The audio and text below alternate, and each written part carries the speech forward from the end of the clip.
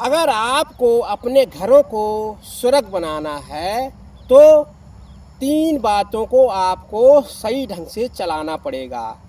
अगर सास अपनी बहू को लड़की का दर्जा देने लगे और बहू अपनी सास को माँ का दर्जा देने लगे, दोनों की यूनिटेशन घर में अगर सही ढंग से चल रही है, दोनों में एकता बनकर घर में संगठन बनकर चला रहे हैं, तो वह घर स्वर्ग बन सकता है। सास बहू का घर में यूनिटेशन होना बहुत ज़रूरी है, तभी तो घर चल पाता है। इंसान बाहर कमाई करने के लिए चला जाता है, केवल स्त्रियां ही घर को संभालती हैं।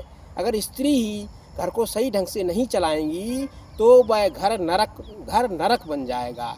तो स्त्रियों को हमेशा घर चलाने के लिए एकता बनाकर चलना चाहिए। सास बहू को हमेशा मिलजुल कर अपने घर को चलाना चाहिए, क्योंकि माँ का बेटा बाहर चला जाएगा, बीवी का पति बाहर कमाई करने के लिए चला जाएगा, तो घर में केवल सास और बहू ही घर को चलाती हैं। अगर वो आपस में एकता बनाकर नहीं रहेंगी तो घर में हमेशा कलह मची रहेगी, घर का संगठन खराब हो जाएगा। आपको अपनी प्रथम पाठशाला बनाना है तो सास बहू को यूनिटेशन बनाकर ही आप अपने घर को स्वर्ग बना सकते हैं, अपने घर को प्रथम पाठशाला का दर्जा दे सकते हैं। तो सबसे पहली बात यही है कि सास और बहू को घर में मिलजुल कर चलना चाहिए, तभी आपका घर स्वर्ग बन सकता है। दूसरी बात यह है कि भाई भाई का दुश्मन होता जा रहा है, यानी भाई भाई का दुश्मन बहुत तेज़ी के साथ हो रहा है, भाई भाई की नहीं बन रही है। भाई भाई की ना बनने का कारण यही है कि स्त्री अपने पति को भड़का रही है, यानी पति को अपने स्त्री के कहने पर काम नहीं करना चाहिए। भाइयों को आपस में एकता बनाकर चलना चाहिए, क्योंकि दुख और सुख में भाई ही काम आता है। आपका भाई आपके काम आएगा और आप उसके भाई हैं तो आप उसके काम आएंगे। तो भाइयों का संगठन भी परिवार में एक होना चाहिए। कितने भी कष्ट आ जाएं, भाई भाई को कभी भी अलग नहीं होना चाहिए, अलग दिल से कभी नहीं होना चाहिए। आप मान लीजिए आप अलग रह रहे हैं, किसी कारणवश आप अलग मकान बनाकर रह रहे हैं, परंतु आपका आपस में संगठन होना चाहिए। आप कभी भी आपको आपस में लड़ाई झगड़ा नहीं करना चाहिए। भाई भाई का संगठन एक यूनिटेशन होता है। जिस प्रकार से राम के साथ लक्ष्मण सीता के साथ जंगल में चले गए, तो भाई का संगठन राम और लक्ष्मण की जोड़ी की तरह होना चाहिए, तभी वह घर स्वर्ग बन सकता है। स्त्रियों की बात सुनना चाहिए। मानता हूँ कि स्त्री आपकी कुछ आपको सलाह दे रही है तो आपको सुनना चाहिए। अगर आपको सलाह अच्छी लग रही है तो आपको उसको ग्रहण करना चाहिए।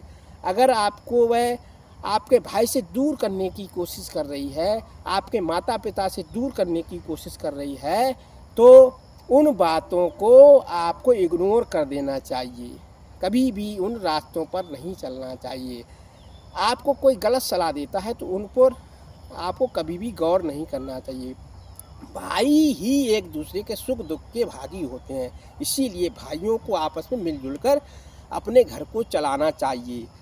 आप अलग रह रहे हैं उसमें कोई फ़र्क नहीं पड़ता है। जब बर्तन इकट्ठे होते हैं तो खटकते हैं, परंतु उनको आपको दिल से नहीं खटकना चाहिए। आपका दिल से दिल मिला रहना चाहिए। आप थोड़ा बहुत खुटपुट होने से कोई फ़र्क नहीं पड़ता। आप भाई अपने एक दूसरे के दिल की बात को दिल पर ना ले जाएं, तभी घर और समाज में आपकी इज्जत रहेगी और आपका परिवार सुरक्षित रहेगा। आपको शांति के साथ अपने जो भी प्रॉब्लम है अपने आपस में माता पिता के साथ इग्नोर करके सुलझा लेना चाहिए, तभी आपका परिवार सुरक्षित रहेगा। आप मोहल्ले के लोगों को इकट्ठा करेंगे, अगल बगल के लोगों को इकट्ठा करेंगे तो उसमें कलह मचती है। अगर आपके घर में कोई आना वाला प्रॉब्लम खड़ी हो जाती है तो आपको आपस में ही मिलकर उस प्रॉब्लम का सलूशन कर लेना चाहिए, तभी आपका यूनिटेशन, तभी आपका एकता का संगठन बना रहेगा। अगर आप अलग अलग सिचुएशन से दूर रहकर वार्तालाप करेंगे तो आपका संगठन कभी नहीं बन पाएगा। इसीलिए भाइयों का संगठन होना बहुत ज़रूरी है। भाई को अपने माता पिता का ध्यान रखना चाहिए। भाई चाहे 4 हो चाहे 3 हो, सबको अपने माता पिता का पूरा ध्यान रखना चाहिए। माता पिता आपके लिए भगवान का रूप है। तीसरा रूप यही है, तीसरी बात मैं कहना भूल गया, सॉरी। तीसरी बात यही है कि लोग अपनी बीवी के कहने पर, अगल बगल के लोगों के कहने पर अपने माता पिता को टार्चर करने लगते हैं। यानी लड़के अपने माता पिता को टार्चर करने लगते हैं। उनको मालूम होना चाहिए कि आप पर भी बुढ़ापा आएगा। इस समय आपके माता पिता बूढ़े हो गए हैं तो आप उनको वृद्धाश्रम भेजने की कोशिश कर रहे हैं। एक दिन आप भी बूढ़े हो जाएंगे तो आपके बच्चे आपको वृद्धाश्रम भेजने की कोशिश करेंगे। जैसी करनी वैसी भरनी। इसीलिए सभी को अपने माता पिता की सेवा करनी चाहिए। अगर आप अपने माता पिता की सेवा नहीं करेंगे तो आपके बच्चे भी आपकी सेवा नहीं करेंगे। आप अपने माता पिता को घर से भगाएंगे, अपने माता पिता को भोजन नहीं देंगे, अपने माता पिता को प्रताड़ित करेंगे, अपने माता पिता को हर तरह से यातनाएं देंगे तो आपके बच्चे भी आपको यातनाओं से प्रताड़ित करेंगे। एवज कहीं नहीं जाता। इसीलिए इंसान को हमेशा इन 3 बातों को याद करना चाहिए। सास और बहू का एकता होना चाहिए, सास और बहू का संगठन होना चाहिए, तभी घर सुरग बन सकता है। दूसरी बात, भाई भाई का आपस में यूनिटेशन होना चाहिए। भाइयों का कभी भी आपस में लड़ाई झगड़ा नहीं होना चाहिए। एक बनाकर मुट्ठी की तरह संगठन बनाकर भाई भाई रहेंगे तो आपके परिवार में कभी भी किसी प्रकार का इंटरफियर नहीं होगा। माता पिता की सेवा सभी को मिलकर करना चाहिए। तीसरी बात यही, माता पिता की सेवा सबको मिलकर करना चाहिए, तभी आपका घर स्वर्ग बन सकता है। अगर आप माता पिता को धोखा देंगे तो आपका घर स्वर्ग नहीं बनेगा, वह घर नरक बन जाएगा। और आपके बच्चे भी वही रास्ता अपनाएंगे जो इस समय आप अपने माता पिता के साथ कर रहे हैं, भाई भाई आपस में लड़ रहे हैं, वही बच्चे आपके सीख जाएंगे तो वह भी उसी रास्ते पर चलने लगेंगे। आपको अपना परिवार सुरक्षित रखना है तो अपनी सिचुएशन को बदलिए, अपने आप को बदलिए। अपनी सिचुएशन को बदल लेंगे, अपना रास्ता सही रख देंगे तो देखने वाले लोग भी अपने रास्ते पर सही ढंग से चलने लगेंगे। इंसान अपना रास्ता सही रखता है। आप अगर सच्चाई के रास्ते पर चल रहे हैं तो जो लोग गलत रास्ते पर चल रहे हैं कुछ समय बाद उनका भी दिमाग पलटेगा, वह भी सही रास्ते पर जाने की पूरी कोशिश करने लगेंगे।